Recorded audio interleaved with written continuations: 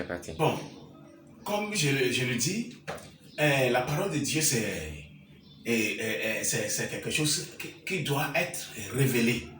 Ce n'est pas dans les Écritures, tu prends la Bible et puis tu commences à lire la Bible. Et c'est ça qui est la parole de Dieu. La parole de Dieu, c'est révélé parce que la parole a été fait chair. Quand ça a été fait chair, c'est venu physiquement sur la terre ici. Et on le voit, on voit ses actions sur la terre.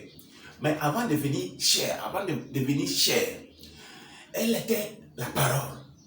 Donc la parole a fait quelque chose pour notre salut. C'est la parole qui a fait quelque chose pour notre salut.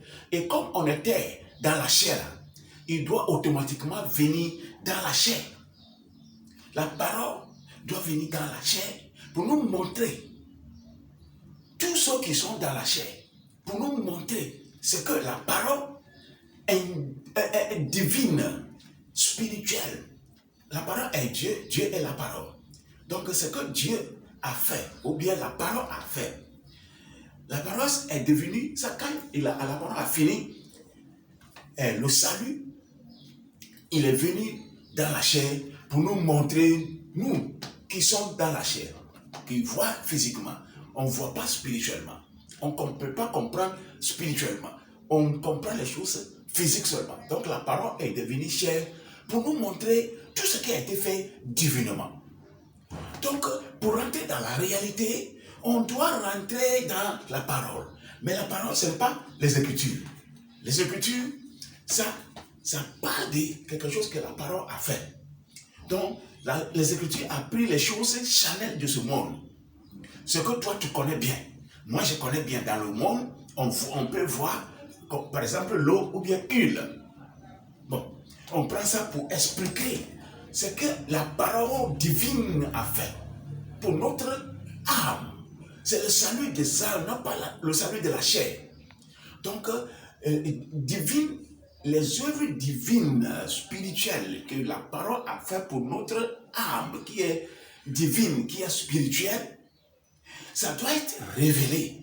Après, Jésus nous a montré physiquement sur la terre, physiquement, il est parti. Il n'est plus dans la chair encore. Il est devenu quoi? La parole. Il est devenu quoi? Dieu.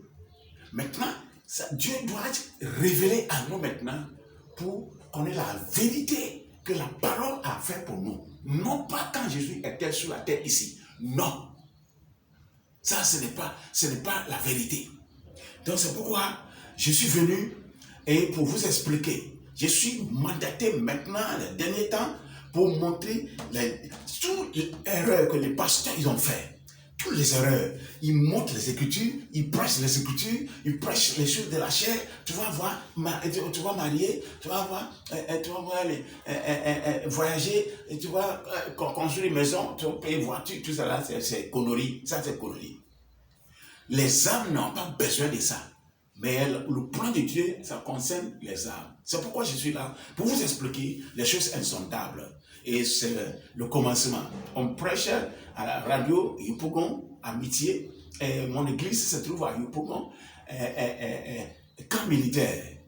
Et mon numéro c'est 07 87 52 excusez-moi, 07 87 19 52 63. C'est mon numéro. Et mon église, ça s'appelle Nouvelle Génération du Christ. Nouvelle Génération, ancienne génération, c'est passé. Nouvelle Génération du Christ. Que Dieu vous bénisse abondamment. Amen.